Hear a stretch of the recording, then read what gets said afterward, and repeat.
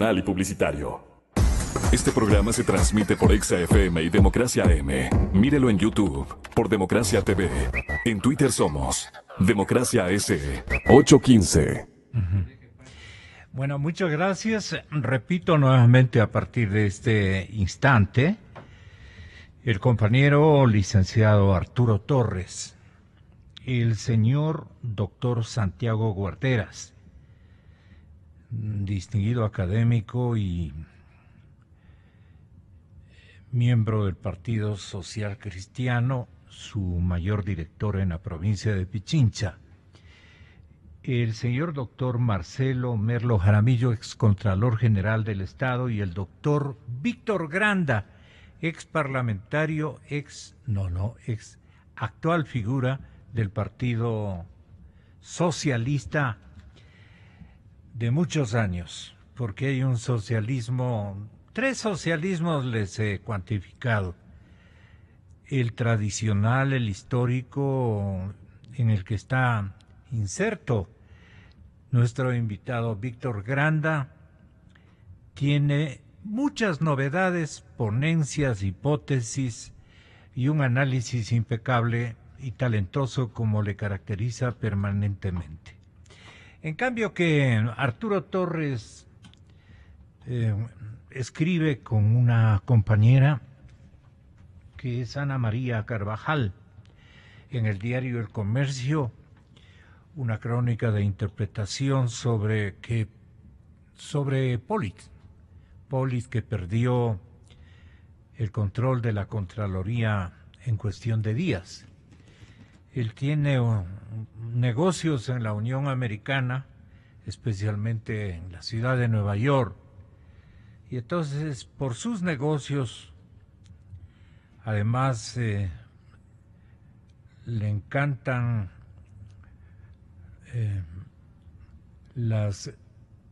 ¿qué podríamos decir? Le encantan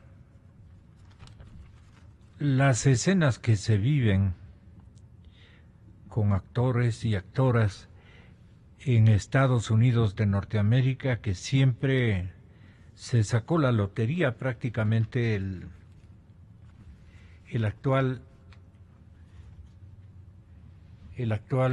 contralor, el que está reclamando para sí, fue a pedir el apoyo de Lenín Moreno, fue a dialogar con el señor presidente de la Asamblea y al parecer tendría asegurada para el resto de un periodo el control, salvo que las leyes sean respetadas y que la Constitución sea adecuadamente entendida.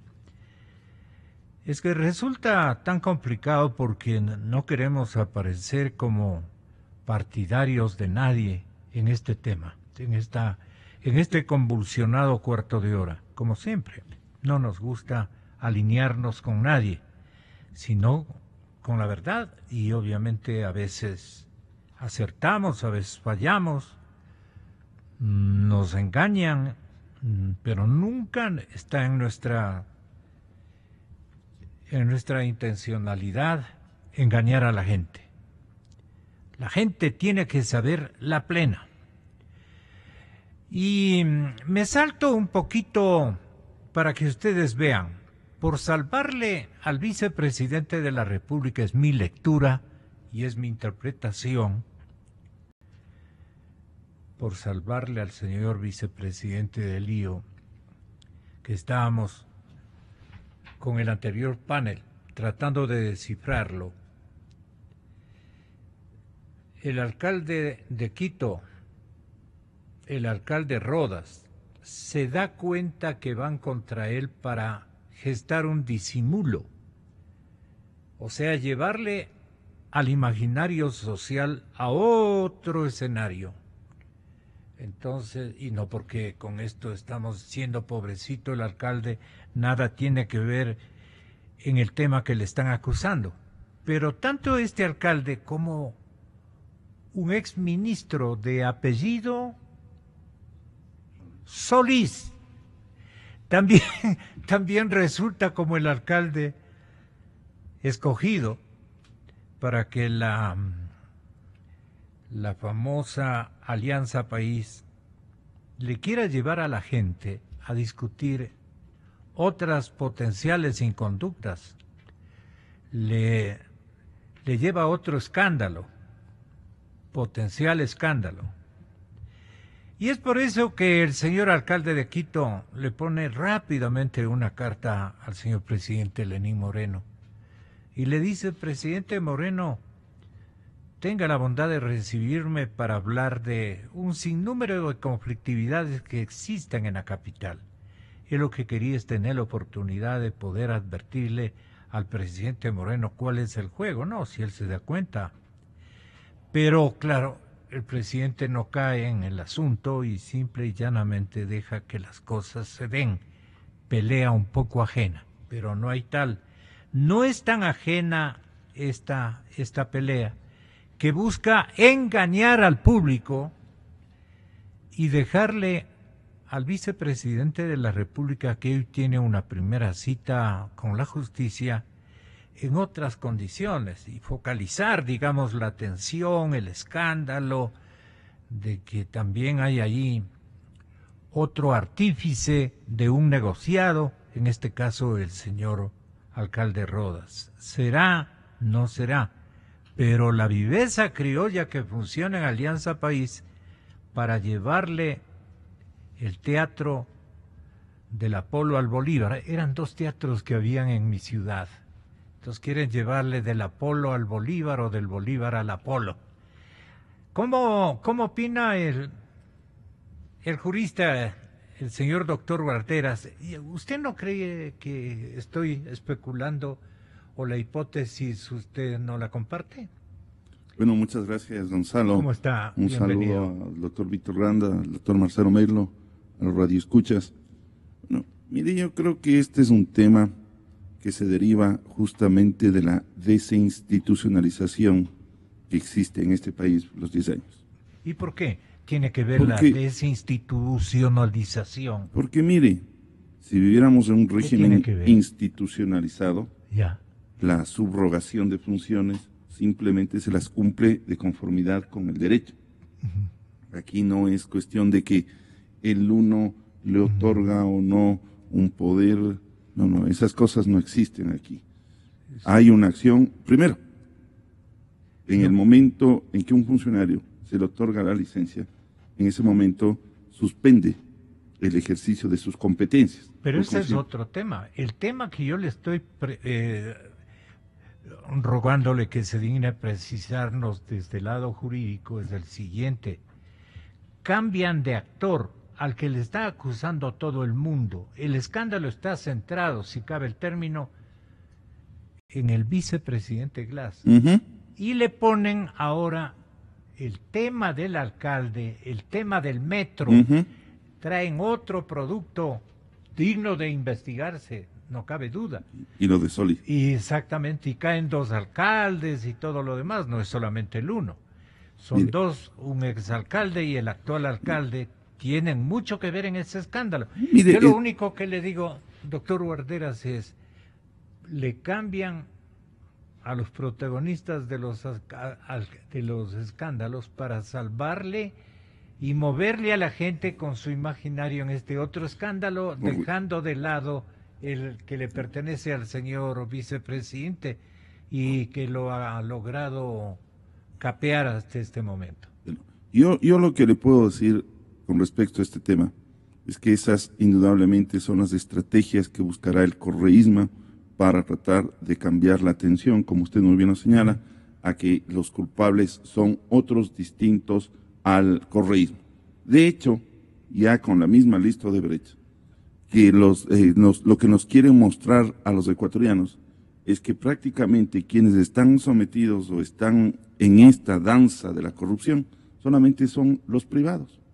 No hay funcionario público, salvo Polit, que esté exclusivamente, llamámoslo así, enjuiciado, porque el resto no se conoce la lista, es reserva, y por consiguiente no hay nombres de los funcionarios públicos salvo las otras personas, pero fundamentalmente las figuras en este proceso que hasta este momento tiene conocimiento del Ecuador son gente privada. El tío de Glass, otros empleados privados que están por ahí, de empresas que también han estado vinculados. El impacto del tío le cae contundentemente al vicepresidente. Pero dice el vicepresidente, si yo no tengo nada que ver, no tenía ni relaciones, prácticamente no nos veíamos con su tío. Su dicho exactamente. Tío, sí. Entonces, mire, ya no es solamente el tema de tratar de deslindar al correísmo como tal, porque son los funcionarios de Correa.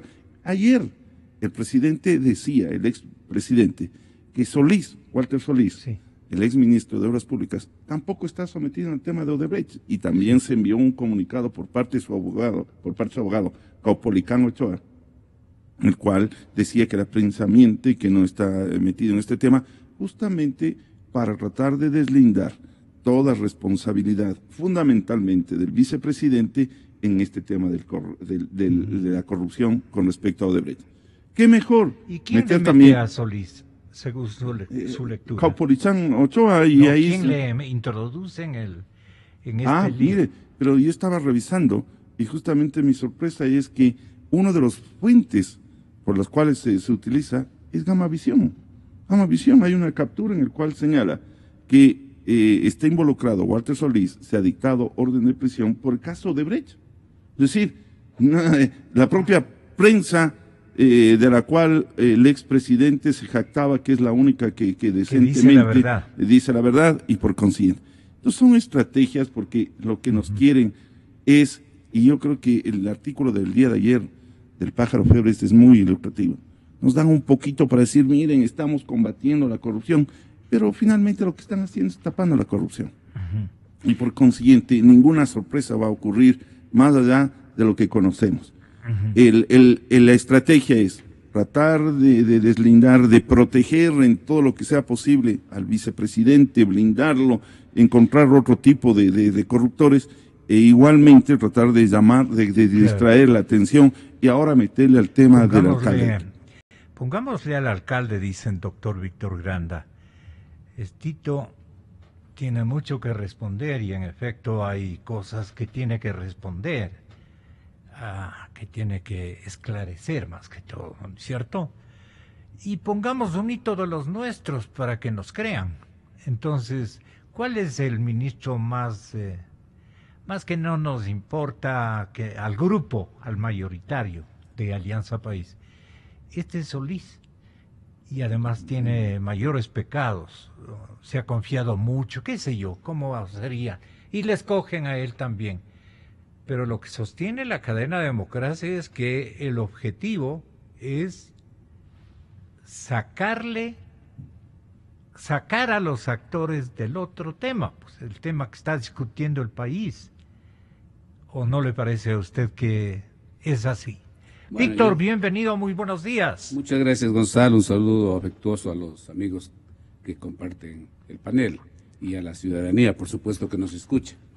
Mire, Gonzalo, hay sin duda estas estrategias que usted acaba de señalar, pero yo creo que tanto el presidente Lenín Moreno como el fiscal Carlos Vaca tienen la oportunidad histórica de sentar bases para, por lo menos, sancionar parte de la corrupción, porque la corrupción es un monstruo de 1000 cabezas. No solo es el problema de lo de Odebrecht, es de otras empresas que utilizaban los mismos mecanismos de Odebrecht, es la corrupción en Petroecuador, que ha quedado todavía disimulada y que no se conoce todos los detalles de los milagros que se han hecho en la contratación petrolera. No hablemos solo de la refinería de Esmeraldas, hablemos de toda la negociación de los contratos petroleros, incluso estos acuerdos últimos que se han hecho con empresas privadas, prácticamente dando paso a la privatización del petróleo. Entonces, hay varios campos, el de las obras públicas, el del petróleo, el de los puertos, en fin, en todo lado está la corrupción. Entonces, yo creo que lo que dijo el presidente Lenín Moreno de hacer una cirugía y mayor Eso sí es importante.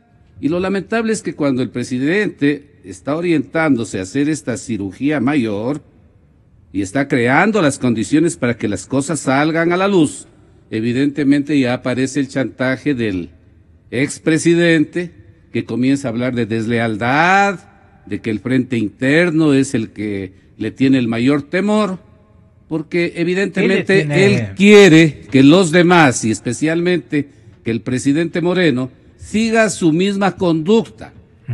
El presidente Correa ha reconocido que él tiene responsabilidad política. Eso es un paso importante. El Congreso no le señaló la responsabilidad política. Es más, Correa eliminó de la Constitución el juicio político al presidente de la República hasta un año después en el ejercicio de sus funciones. Nadie le puede enjuiciar políticamente al señor Correa porque en la Constitución lo prohibió, y creo que incluso esa prohibición le cubre al vicepresidente Glass. Entonces, fíjese usted, él pensó en eso, ¿no? Ahora habla de deslealtad para frenarle al gobierno. Él reconoce que tiene responsabilidad política, él, porque la Asamblea nunca tuvo la fuerza ni la capacidad de señalarle que era responsable político. Pero además, Correa está evidenciando que tiene algo más de responsabilidad, que alguien tendrá que señalársela, no solo la política, porque evidentemente la responsabilidad política es inicial, es independiente de las responsabilidades administrativas, de las responsabilidades civiles y de las responsabilidades penales. Claro. ¿No? Entonces, claro, él quiere que ese asunto no avance porque finalmente tendrán que llegar a quien autorizaba absolutamente todo. Era el verdadero dueño del país. El mismo señor Glass debe haber sido simplemente una pieza, un Boy Scout, ¿no es cierto? Que hacía, ¿no es cierto? Siempre listo, como dicen los Boy Scouts, sí. Siempre listo a las órdenes del jefe. Entonces aquí la situación es compleja, porque evidentemente al presidente Lenín Moreno le corresponde cumplir la palabra que empeñó ante todos los ecuatorianos de hacer una cirugía mayor. Y yo creo que ese frente anticorrupción, que algunos lo han criticado, pero en todo caso, me parece a mí que es una iniciativa que habría que darle. ¿A cuál se refiere? Al frente anticorrupción que ha planteado el presidente Lenín Moreno. Ya. Sin duda, él ha dicho que no es un frente para investigar denuncias de corrupción. Porque no se puede ser juez y parte en una investigación. Es para dar luces. Pero en cambio, sí tienes razón en lo siguiente, Gonzalo. Claro. El Frente Anticorrupción debería desmontar todo el aparato que el presidente Correa, y especialmente su hábil secretario jurídico, creó, ¿no es cierto?, para garantizar la impunidad en los actos de corrupción. Sí. Yo brevemente lo señalo. Eliminó el juicio político, como ya lo señalé. Reformó el Código Penal, eliminó la figura de prevaricato de funcionarios públicos. El prevaricato ahora solo se reduce a abogados y jueces, con la finalidad de impedir que las numerosas violaciones a la ley impliquen sanción penal. Y reformó especialmente el régimen jurídico del peculado. Para que se pueda acusar de peculado y enriquecimiento ilícito se requiere informe previo de la Contraloría. Antes el peculado lo podíamos denunciar ante un juez, o un juez conociendo pero también de la Procuraduría, no solamente de la Contraloría. Cualquier ciudadano podía denunciar asuntos de peculado, y el propio juez que tenía la noticia crímenes de haberse cometido un abuso de fondos públicos, ¿no?, podía iniciar un proceso penal. Ahora no lo puede hacer. Por eso es que la Fiscalía... que se demora mucho. Por eso es que ahora la Contraloría se demora mucho. Por eso es que la Fiscalía ahora utiliza esto de asociación y delitos menores. Con los proyectos. Entonces, Gonzalo, el presidente Moreno y su Frente Anticorrupción tiene que cambiar el Código Integral Penal o pedir a la Corte Constitucional que declare inconstitucional esa barbaridad, porque eso impide que la Fiscalía pueda trabajar. Y así por el estilo, ¿no es cierto?, se pueden incluso señalar esas reformas al Código Penal para criminalizar especialmente la protesta y la denuncia. Señores, los asuntos de corrupción, especialmente en Petroecuador y en parte de Odebrecht también, hay gentes que sí lo han denunciado, pues hay gentes que hemos estado años señalando todas las irregularidades de Odebrecht, y hay gentes que denunciaron el tema de Petroecuador y del petróleo, y que ahora están perseguidos, exiliados, y que en definitiva han sido Permítame hasta ir sentenciados, a la como el señor redacción Fernando del diario Villavicencio. El Comercio. Voy a la redacción del diario El Comercio. El editor general Arturo Torres nos recibe. Él hizo un trabajo en este fin de semana muy interesante con la compañera Ana María Carvajal. Arturo, muy buenos días. Muchísimas gracias por este nuevo privilegio. Ustedes indagaron por qué Pollid en apenas 15 días perdió el control de la Contraloría, valga la redundancia, pero muy pocos días. ¿Cuáles fueron los equívocos, las desmesuras en confianza en sus actores de entorno, el descuido? O él ya presentía que se va prácticamente dejando a la casa en Guayaquil absolutamente desocupada, silenciosa, y él se va con toda la familia. No es que él no sabía de las movidas internas que estaba realizando quién. Todo eso creo que amerita un segundo artículo de interpretación de parte de ustedes. Pero cuéntenos del primero. ¿Por qué cree Arturo que Pollid perdió la Contraloría? Gracias, Gonzalo. Muy buenos días a toda su audiencia y a los panelistas. Bueno, la verdad es que la semana anterior empezó a trascender todo el problema interno que vivía la Contraloría, por una serie de informaciones que ya se veían venir, ¿no es cierto?, desde el viernes 2 de junio, cuando efectivamente se empiezan a realizar todos estos operativos en Guayaquil, y uno de ellos era el allanamiento de la casa del Contralor. Eso obviamente inquieta a todo el personal de la Contraloría, y básicamente se empiezan a planificar acciones para enfrentar la crisis, y ahí es cuando empieza la pugna, ¿no es cierto?, estas discrepancias, estos dilemas y diferencias internas para ver quién se hacía, quién realmente se ponía al frente de la institución. Entonces surgen, como estaba de encargado desde en esa función, el señor Celi, ¿no es cierto? Luego surge este personaje, Sabet Chamun, también la subcontralora administrativa, que luego se sabe que había sido delegada pues por el contralor para estar al frente de la institución.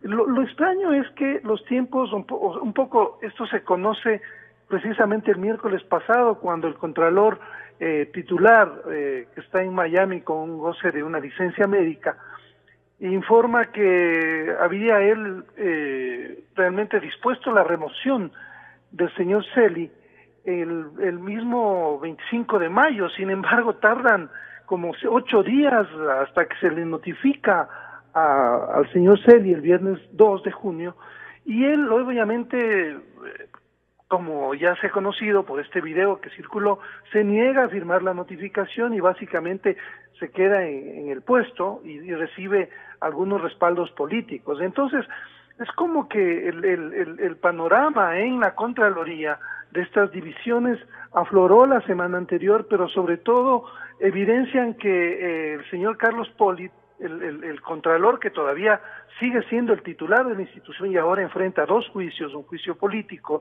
y un proceso judicial, básicamente él perdió el control, ¿no? O sea, perdió el control de la institución por este sinnúmero de hechos que se han evidenciado y que básicamente también muestran un quiebre en esa institución, que es la encargada de controlar el manejo de los recursos públicos. Entonces, evidentemente, este golpe a la Contraloría que se ha dado es un golpe a una institución que en un momento clave de la fiscalización, de las investigaciones sobre todos los problemas de corrupción que sistemáticamente se han ido denunciando, ahora está debilitada. Entonces es importante que este momento se vayan ya aclarando realmente, para que tenga legitimidad quien está al frente de esa institución. Y como también han dicho varios juristas, debería hacerse una consulta ante la Corte Constitucional sobre quién efectivamente, si es que el señor Celi, el doctor Celi, tiene que estar en la institución, pues que eso básicamente se refrende de una manera jurídica y constitucional. Un abrazo, Arturo, muchísimas gracias. ¿Qué le dicen, doctor Marcelo Merlo, al señor Polide en Miami, o le llaman y le comunican el chisme Brahma, pues no, en un escenario como este? Oiga, señor Contralor, ojo con Pablo, seguramente, ¿no? Ojo con Pablo. Y entonces Pablo ya había subido las gradas, muy alegre, las gradas del Palacio Nacional, muy contento, con una sonrisa de oreja a oreja, saluda al presidente Moreno, pero el presidente Moreno debe tenerle ya más o menos codificado.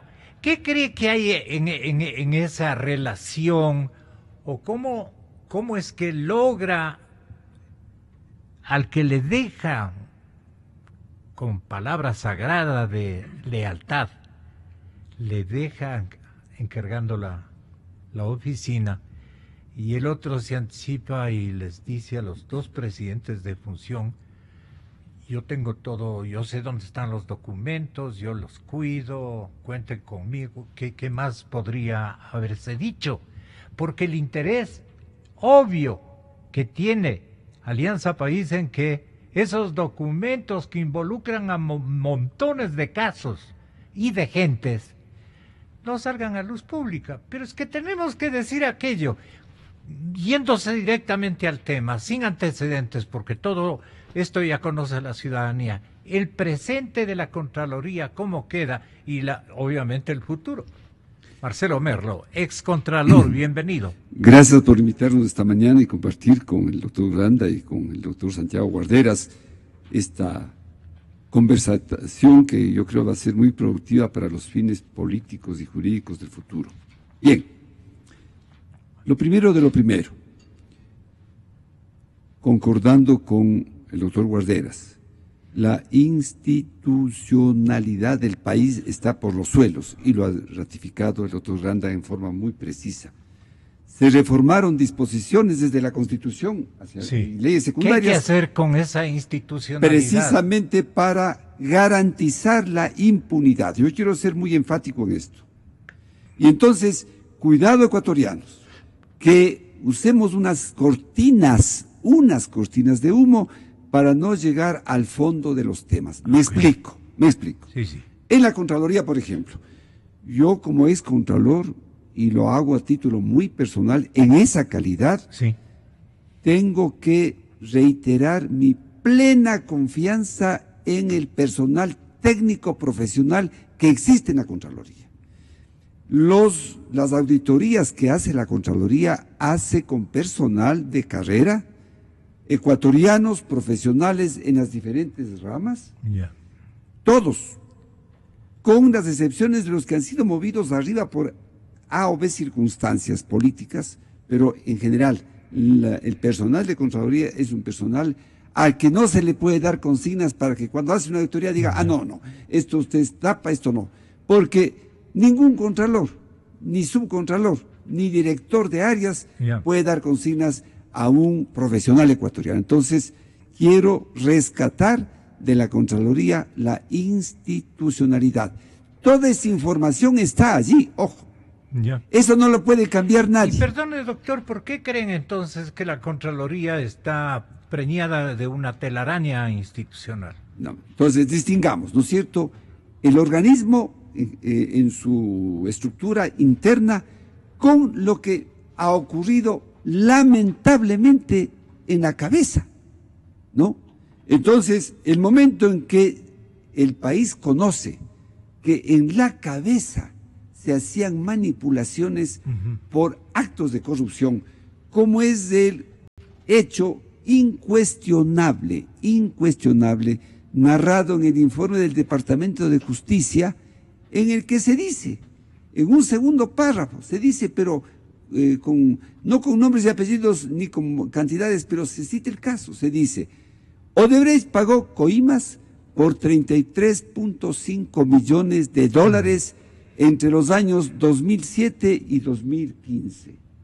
Para beneficiarse. Estos célebres integrantes de la Contraloría que usted les alude, deben haber desde luego gente muy respetable, muy profesional, muy técnica, pero también hay de los otros. Desde luego, a eso voy. ¿Qué escondían hasta esta fecha?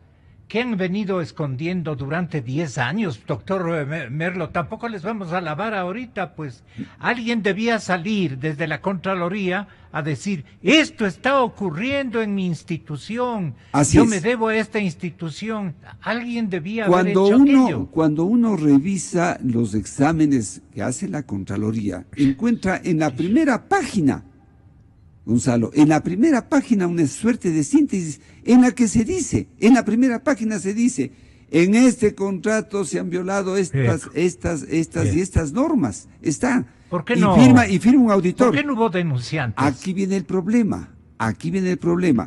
Ese examen, ese documento, que es un examen. ¿Quiénes manejan? Termina con conclusiones y recomendaciones que son obligatorias para los funcionarios. Pasa a un departamento de responsabilidades. Y en ese departamento de responsabilidades se analizan las consecuencias derivadas del examen. Es allí, una vez que ese departamento establece las presuntas responsabilidades, que al parecer llega a manos del Contralor o de los jefes de arriba, y ellos han manipulado de esas responsabilidades. A ver, ¿qué hacemos?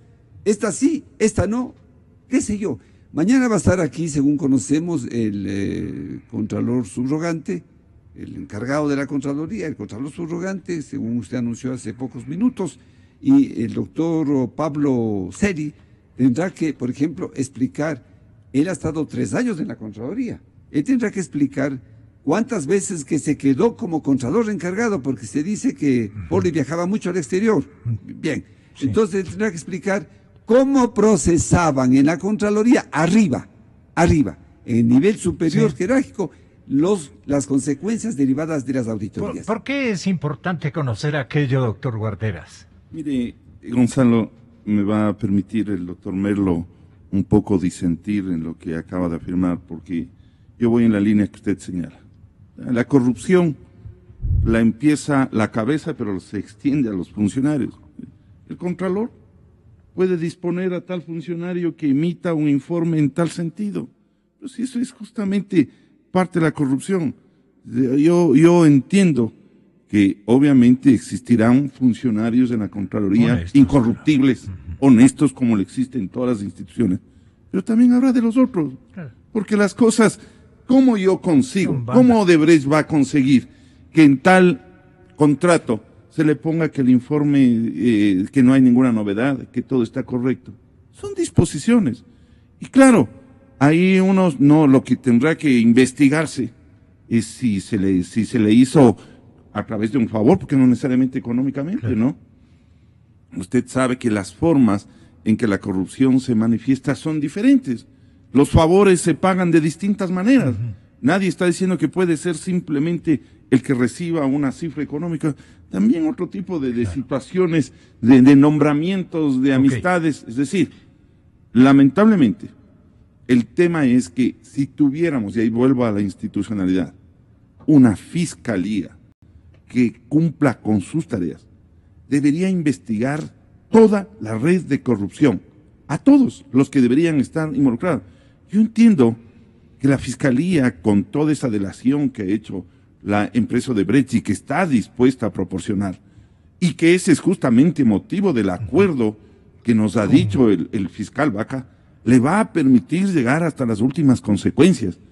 Aquí lo que se trata justamente es de comprobar primero si ha existido el delito y quiénes están involucrados y en qué nivel están involucrados. Lo que queremos los ciudadanos es que haya una respuesta clara, que haya una respuesta firme, que nos digan cuáles todos los funcionarios y que se les sancione a todos estos funcionarios. Pero lo que estamos indignados es que simplemente nos dan pildoritas, nos dan situaciones para decir, estamos en la lucha y sin embargo vemos una inacción en el cual más bien se está viendo que lo que se quiere es tapar otro tipo de situaciones y disimularla. Entonces, eso es lo que no podemos. Y también, ahí nos llama la atención, ¿por qué el señor Poli, y ojalá mañana nos explique, se quiere aferrar al puesto de la Contraloría? El señor Celi. Porque es una disputa que nadie entiende, que una persona y el otro estén disputándose por quedarse justamente en la Contraloría, en donde vemos que está el primer foco de corrupción a través de Poli. Esto es un tema que nos llama. Claro. Y a propósito, Gonzalo, si me permiten, en la intervención anterior cometí un error porque el abogado de Solís no es Caupolicán Ochoa, sino Gutenberg Vera.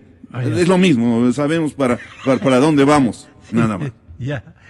Usted sigue, doctor. Sí, Gonzalo. Mire, yo quiero solo terminar la idea que expuse anteriormente. Creo que el Frente Anticorrupción tiene que desmontar todas las medidas y normas dictadas por el correísmo, afianzados o respaldados en el señor Mera, para garantizar la impunidad de todas las fechorías que se han cometido. Primer asunto.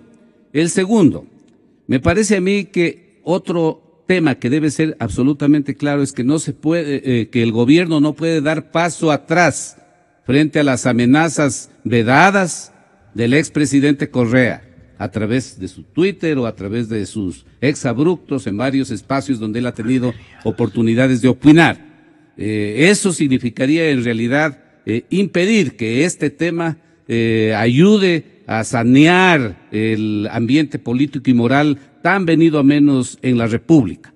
Y en tercer lugar, el señor fiscal general. A mí me parece que está encaminando la investigación adecuadamente. El haber involucrado al Contralor Poli era una necesidad, porque evidentemente habían una serie de irregularidades que se cometieron durante todos estos 10 años, que lamentablemente el procurador, el Contralor, ¿no es cierto?, no los ponía en evidencia, especialmente en los grandes negociados del país. Por eso porque 104 se puede exhibir que tenemos el mejor sistema de contratación pública, ¿no? Pero para controlar los contratos chiquitos de 2.000, 3.000, 50.000, $100.000, el mejor sistema de contratación pública del país. Y los grandes contratos, en todos ellos corrupción, porque no solo es el problema de los 33.5 millones en el retorno de la Odebrecht, es en cada gran contrato en donde tiene que investigarse. El propio vicepresidente Glass compareció ante el fiscal y pidió que se le llame a declarar a todos quienes suscribieron cada uno de los contratos. Ese paso me parece importante, debería hacerlo la fiscalía. Y yo creo que hay otro personaje al que tiene que hacérsele hablar aquí, y es el procurador del Estado. Porque Gonzalo, él emitió el 8 de julio del 2010 y el 1 de octubre de 2010 2 informes para facilitar y viabilizar el acuerdo con Odebrecht y para el retorno de la Odebrecht al Ecuador. Este señor tiene que decir con qué argumentos jurídicos, en contra de expresas disposiciones legales, emitió informes para que se eliminen las glosas de la Contraloría, para que se archiven los juicios penales y para que el Estado, habiendo reclamado 250 o 300 millones de dólares en los asuntos de Odebrecht, termine transando en 20 millones y en la reparación de la central hidroeléctrica. Y por otro lado, alguien debe haber autorizado eso, pues. Alguien autorizó desde la más alta cúpula, incluso al propio vicepresidente Glass, al propio procurador García, al propio señor Contralor. Entonces es importante que el asunto se vaya develando. Y por otro lado, debería el fiscal, y esto yo lo planteé incluso en una declaración que hice en la Fiscalía, que el señor Francisco López, fiscal de Tungurahua, que levantó los 8 juicios penales, alguien debe haberle dispuesto su fiscal que está siguiendo un juicio a los personeros del Odebrecht y que retira los cargos y las acusaciones. No creo que haya sido por gran convicción personal, debe haber recibido instrucciones. La mayoría de los ecuatorianos. El último personaje. Se me terminó el tiempo. El señor Ciro Morán Maridueña, gerente de Hidropastaza, que firmó el convenio con Odebrecht. Tiene que decirle quién le dispuso que firme ese convenio. Ahí está, creo yo, los caminos a través de los cuales la Fiscalía puede enderezar la investigación. Mucho. Y de eso se trata, doctor Marcelo Merlo. ¿Qué hacemos con la Contraloría? Bien, el presidente Lenín Moreno debería enviar con el carácter de urgente un proyecto de ley que sintetice lo que él mismo propuso: cirugía mayor a la corrupción. En ese proyecto de ley. Hay que comenzar con el organismo de control, pues, ¿no? Por supuesto. En ese proyecto de ley, en primer lugar, tiene que rescatarse la disposición que había de que la Contraloría, es que cuando tiene una atribución, tiene también una obligación. Debe emitir dictamen previo a todo contrato superior a un monto, inclusive, no hablemos de 200 o 300 millones porque se le vincula con el presupuesto del Estado, son unas 10 millonésimas. No. Hablemos de todo contrato superior a 10.000 dólares. Por ahí. Punto 1. También la Procuraduría tiene que emitir el dictamen, porque en el dictamen previo de la Contraloría necesariamente deben constar los elementos por los cuales se hace esa contratación. Existe una obra que realmente está presupuestada, los plazos, el sistema de administración del contrato, las responsabilidades, etcétera, etcétera. Pero quiero concluir con otra cosa adicional de Gonzalo. Yo creo y denuncio ante el país. He revisado en detalle estos 2 volúmenes que dejó el presidente Correa, en detalle. Y aquí hay un informe 2007-2017 y aquí hay un régimen de transición ordenando lo que deben hacer en los primeros 100 días. Y aquí viene el tema. Sacado de la información oficial, aparecería que se ha gastado, los 4 ejes del gobierno son salud, educación, matriz productiva en materia energética y vialidad. Cifras del grupo que preparó estos documentos, abultadas o no, pero ahí está el monto de la corrupción. En salud, 13.500 millones, tantos hospitales, centros hospitalarios, equipamientos, 13.000 millones se han gastado en salud. 13.500 millones, hablo en los 10 años. Educación, 1.130 millones, porque hay las escuelas del milenio, que el presidente Moreno dijo, basta ya, escuelas del milenio, porque con una de esas se podía hacer 10, y después lo obligaron a que rectifique. En vialidad, Gonzalo, 9.873 millones, pero no dice en dónde está. Ayer que me hacía alguien una entrevista me decía, el paso lateral de la Tacunga vale 116 las Fuerzas millones. Armadas también. El paso lateral de la Tacunga dice, no necesitábamos, nos aleja 116 millones y tenemos 8.000 kilómetros de calles de Quito que prácticamente ya no hay cómo transitar. Y en electricidad, 11.274 millones, cuando el costo por kilovatio instalado en cualquier parte del mundo es, digamos, 1.500 el kilovatio, y se ha aumentado 2.000 kilovatios, serían 4.000 millones que las redes, etcétera. Da un total, concluyo, de 35.777 millones. Pero, datos oficiales, que se dice que están maquillados, Abelardo Pachano demuestra que son 20.000 millones más.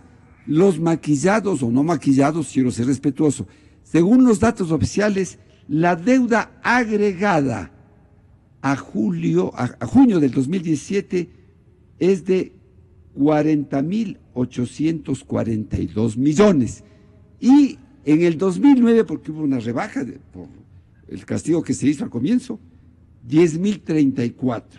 El aumento es de 30.818 dólares. Si aceptamos las cifras, el aumento de la deuda pública, según datos oficiales, es de 30.842 millones.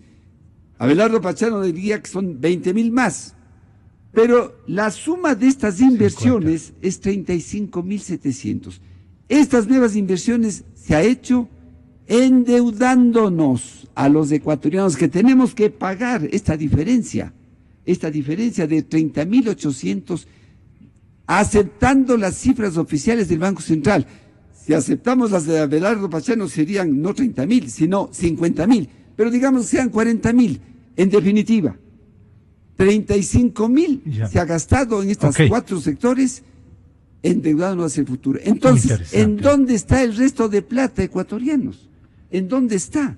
¿En dónde está? El Dejemos presupuesto del pensando Estado a la colectividad. subió de 8.000 millones a 24.000, 300%. Mañana continuamos. Es importante terminar diciendo que no solamente hay una responsabilidad política del vicepresidente, hay una responsabilidad penal y hay que investigarla. Hay una responsabilidad civil. Porque nos quieren disimular con la responsabilidad política. Esto de que responsabilidad política, el juicio político que debe comparecer a la Asamblea. Pero el fiscal tiene que actuar porque hay indicios y de esa manera que se haga lo que tenga que hacerse, porque es evidente que todos los caminos conducen a Glass. Señoras y señores, hasta mañana. Yo creo en la radio, creo en la verdad, creo en Exa FM. Inicio de espacio promocional y publicitario.